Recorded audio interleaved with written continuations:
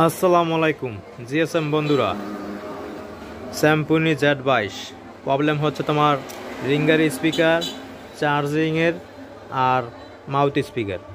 তো রিঙ্গারের জন্য তুমি কি করবা, এই যে বেজটা দেখতে পাচ্ছ, এই বেজে তোমার এইখান থেকে শুরু কইরা 1 থেকে তোমার 5 আর 6, এই 5 আর 6 নাম্বার পিন এইখানে নিচে দিয়ে দেবা। এইখান থেকে স্পিকারের কার্যক্রম শুরু হবে। আর চার্জিং পোর্টের তোমার এইখানে তোমার বি চার্জ, আর এই হচ্ছে ড্যাম, এই ডিপি। আর চতুর্থ নাম্বারটা লাগবে না, পঞ্চম নাম্বার হচ্ছে তোমার জিএনডি, মানে পঞ্চমটা।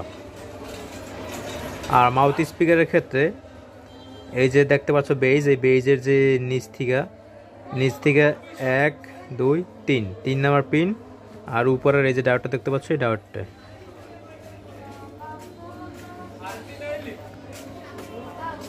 এই যে দেখতে পাচ্ছ 16 এই যে 1, এই 1 বরাবর যে ক্যাপাসিটারের যে মাথাটা, এই মাথায় দেবো একটা।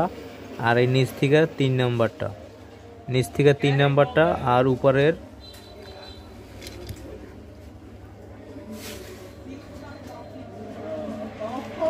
এই যে কানেক্টরটা দেখতে পাচ্ছ, এই কানেক্টরে তোমার নিচের 3 নাম্বারটা হচ্ছে মাউথের ইএন সিগন্যাল।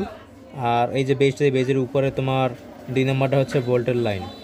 আর 3 নাম্বারটা তো আমি জিএস মানে আর্থিং দিয়ে দিছি।